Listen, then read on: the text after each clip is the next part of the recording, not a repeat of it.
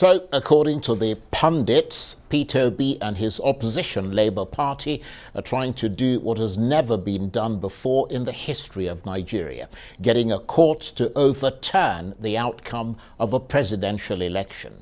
Mr. Obi, who was the third-placed candidate in the presidential election, has now officially challenged the results that saw Bola Tinubu of the ruling APC party declared the winner, in addition to raising questions about the processes leading to the outcome of the election, which he and the Labour Party say were riddled with irregularities. They also argue that Mr. Tinubu should not have been eligible to run for the top office in the first place. Election disputes, of course, take months to resolve in Nigeria, despite the fact that the Constitution stipulates that, where possible, they should be concluded before a candidate is sworn in. So, what are their chances of overturning the results? Well, for more on this, I'm joined now in the studio by the vice presidential candidate of the Labour Party, Yusuf Datti Baba Ahmed. We've also given an invitation to the APC for them to come in and respond to this interview tonight if they so wish. Thank you very much indeed for coming in. Most welcome, Charles. First of all, let's do some scene setting. Just crystallize for us the reasons you're going to court and what you want the tribunal to do. The election petition is a matter for professionals, lawyers, and by our standard and general attitude, we allow the best to do justice to those questions.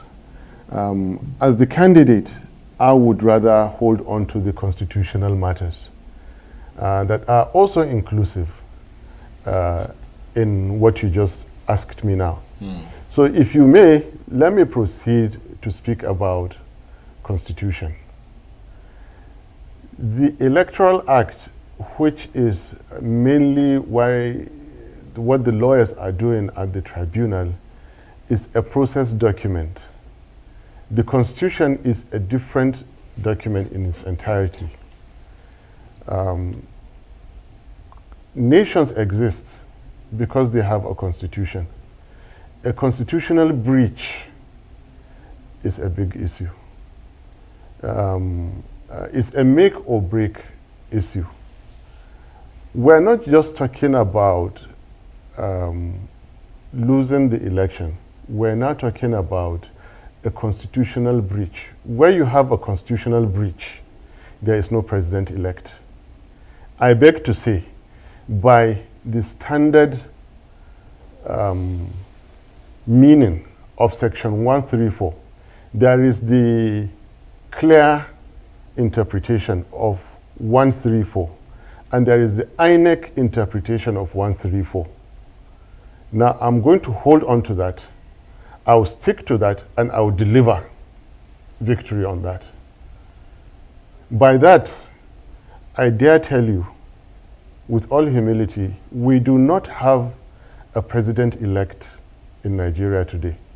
What Alhaji Tinubu is holding is a dud certificate, is a dud check. There are no funds in that account. It will bounce.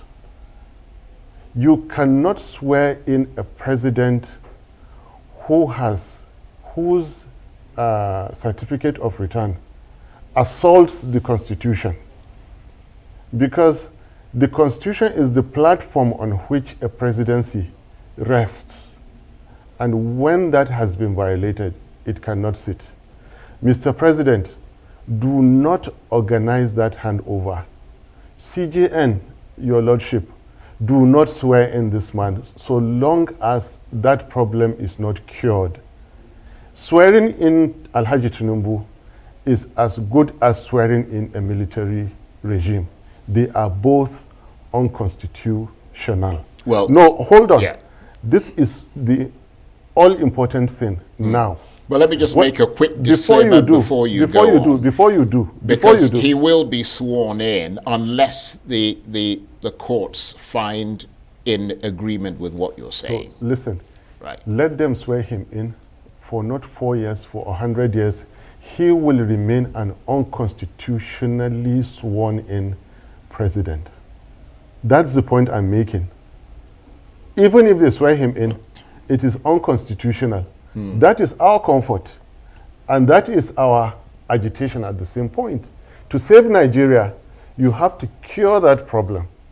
Now, being the powerful that they are, it is even better for even us, the opposition, that they go and create additional 6% votes of the FCT from thin air and claim that they are the high and powerful and add it to his votes and swear him in with the 25%, than to go and swear in a president of the Federal Republic of Nigeria without 25% in the FCT, denied by the Labour Party, us. Now, my take, when their lordships, the justices, make a ruling out of their wisdom, the common man on the street and you and I will listen to the judgment and will understand the judgment. If we can understand the judgment then, we can understand it now. Here is another take. The law is not a game for politicians to play. The Constitution is not a puzzle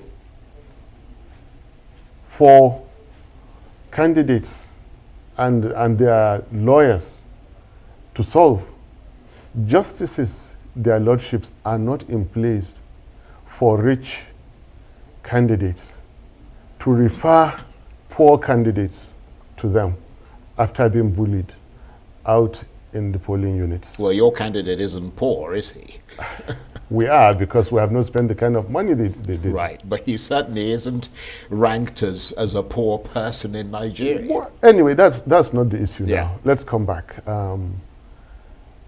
We're talking about the wisdom of their lordships, because ultimately that will decide the fate of Nigeria. Wisdom is intellect plus experience, but this time you're talking of higher intellect. Intelligence is comprised of 5 qualities, and I'm now going into educational psychology. I'm actually delving into philosophy. Language ability, arithmetic ability, memory, logic, and creativity. All common people, you and I, have these things. Section 134 is as plain as can be. Section 134 was not at the mercy of Mahmoud Yakubu. At the height of administrative rascality, recklessness, and official arrogance to interpret. Right. But justices of the courts interpret the Constitution.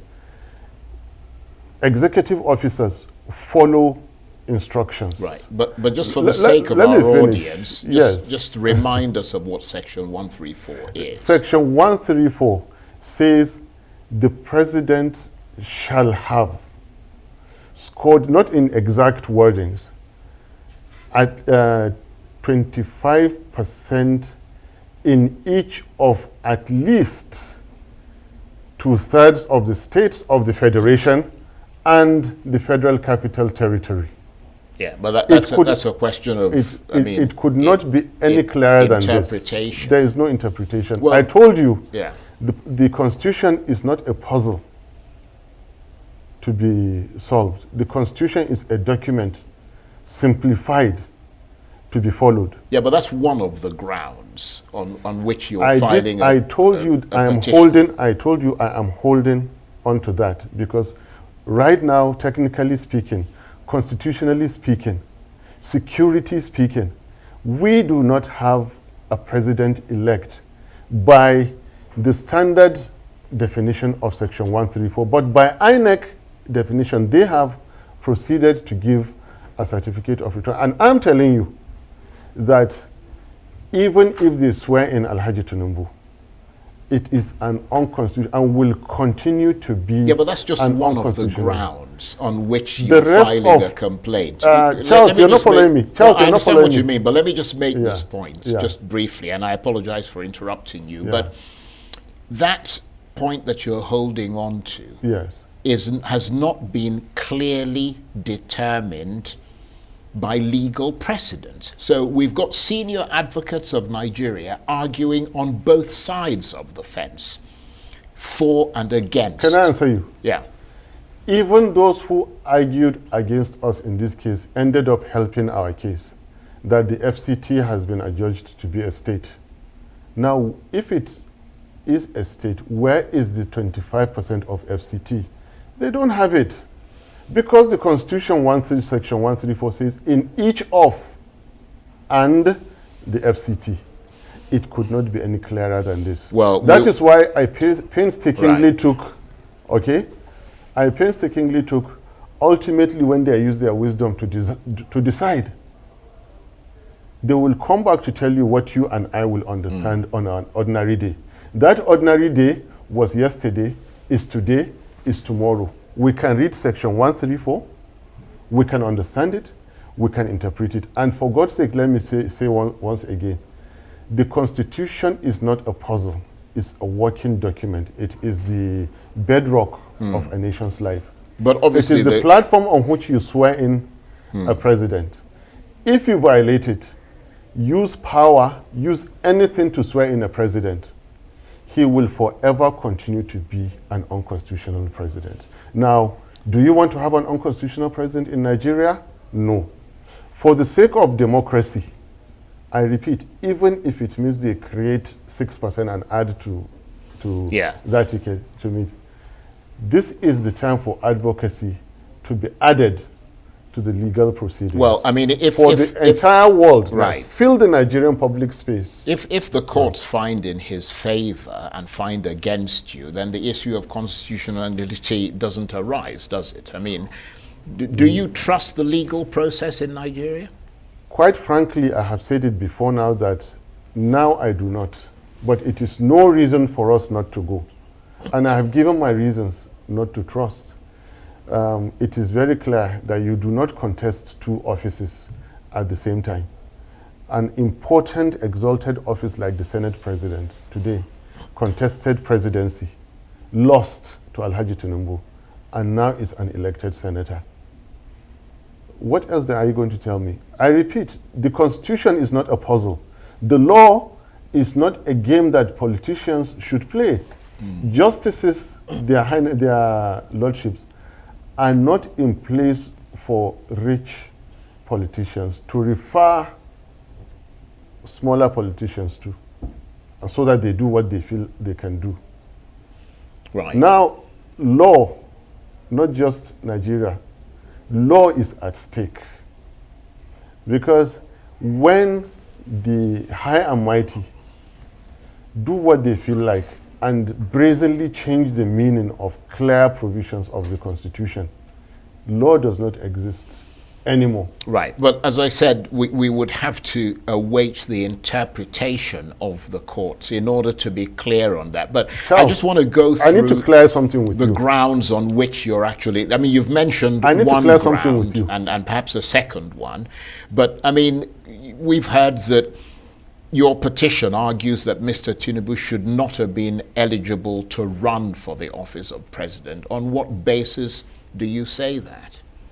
You would have heard about the organized private sector. There is the world of organized crime. And organized crime is dangerous. Organized crime actually is danger itself. And let me go back a bit in history. Not Nigerian history. There were, you insisted in asking this question, so you should bear the brunt of the answers. In the America's 1930s, the people like Ben Siegel. In the 80s, that drug lord who threw a justice from the helicopter And now you have El Chapo, who can always get himself out of prison. Anything that has to do with drugs is nightmare to a nation. Right. So that's I'm one of telling the you, yeah. yes. That's one of the grounds on That's which one of, you're you filing. asked for it. Let me answer No, you. Don't sure. run away. Don't run away, I'm Charles. not running You away. asked. I'm you simply asked. trying to find the grounds. I'm not trying to. You I'm not asked. trying to indict You anybody. can't I stop just want me. the You grounds. can't stop me. So that's You so asked. that's one of the grounds. We have to be careful what we say because it's in court in any case now. So, but what I'm curious to know is that, I mean, people expected. Perhaps, I mean, I've looked at your petition. I mean, I've scanned through it. I haven't read every single word. It's more than 100. Well, you need to so read it's it. about 100 pages long, and it was sent to me fairly late this evening. But I'm wondering how challenging and daunting it has been for you collecting evidence from the 176,000 polling units and more sort of, I mean, lots of collation centers across the country, because people were expecting that that would form a significant part of your petition, that you would present evidence of manipulation, of fraud, of intimidation, of things that happened in those polling units as a way to strengthen your case. But I'm not seeing that in your petition. We hit them where they don't expect. We didn't ask them to read elections. We didn't ask them. There are many things. In fact, we've been very, very kind on these people. We've been very, very gentle with them. Look, all of us can account for our political opponents. Ask other elected people or elect to declare, to account for their political opponents. Ngige is alive. In my own case, all of them from McAfee that I have faced and defeated, they are all alive. Other people elect cannot tell you the same. In Lagos, in Borno State, they can't tell you this. We're talking about danger. So we on our own part have been careful in saying, but you asked the question, some gentleman forfeited $460,000 in order not to go to prison. And now is a president-elect somewhere having assaulted the Constitution. Well, yes, we will put it in our petition. Well, it is in your petition. It is. I mean, I saw like I told you, we never expected them to behave the way they did, so we will hit them where they don't expect to be hit. What if you go all the way to the Supreme Court and your case is thrown out? What then? We are mortal beings. We are ordinary citizens. We never claim to be high and mighty. It has happened before. We just take it. Remember, Nigerians contested through Peter Obi and me. It is not Peter Obi and me contesting, it is Nigerians. So, well, Nigerians' obedience, we did our best. They are more powerful than us. Nigeria is a speck of dust. Sorry, the whole world is a speck of dust. Nigeria is a stain on that speck of dust in Almighty God's creations. God will do with Nigeria what he feels like. Put it in the hand of drug lords, put it in the hand of murderers, put it in the hand of businessmen, educationists. God Almighty will decide that. So I am not bothered. Let Supreme Court decide. What I'll continue to do is to come back to tell you that the incoming government of Alhaji Tinubu and Malam Shetima, from our own mortal understanding of Section 134, is going to be an unconstitutional government. Swearing in that government is as good as swearing in the Nigerian army. I'm not a careless talker. Before I came here, I did my research, I did my homework, I did my prayers. And I know what I'm saying, I repeat. Swearing in Alhaji Tinubu and Malam Shetima is as good as swearing in another, because they are both unconstitutional. You have assaulted, you have violated Section 134. It was not in the place of Professor Yakubu, 4 a.m. to go and declare and interpret what clearly the Constitution, which is not a puzzle. Right. It's What a about working document. Right. I keep saying that. What about the process of this election? Because that's something that's contained in your petition as well. The Electoral Commission, INEC, has acknowledged that there were major technical hitches which affected the upload of the election results on its server, but they're not admitting to guilt or wrongdoing. That's just technical hitches. I mean, how are you approaching that? I told you we do share responsibilities. And we are leaving what you're asking me to those who are exceptionally versed. Right. The lawyers, basically. The lawyers. And I am taking, for example, this angle of constitutionality. And at this point, maybe I should let you know that something called the Constitutional Crisis Resolution Group may soon come up with a simple, noble, principal objective of preventing the coming into effect of an unconstitutional government in Nigeria.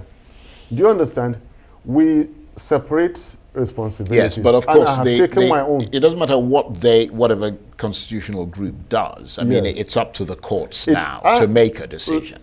When you finish listening to what this group will do, then you will understand that everything rests on the court. Right. Because now, everything rests on the Constitution. We're saying the same thing. I keep telling you that the entire nation is a nation because we have a constitution. Yeah, but everything... Which must not be abused. No, I understand that, but everything rests on the interpretation of that constitution by the courts. This is where I've got you. Charles, Section 134 stands interpreted. I repeat, it stands interpreted. Well, I've seen suggestions to that effect, but I think we need a reinterpretation in the courts. Listen, go to the ends of this world and come back. The truth is the truth.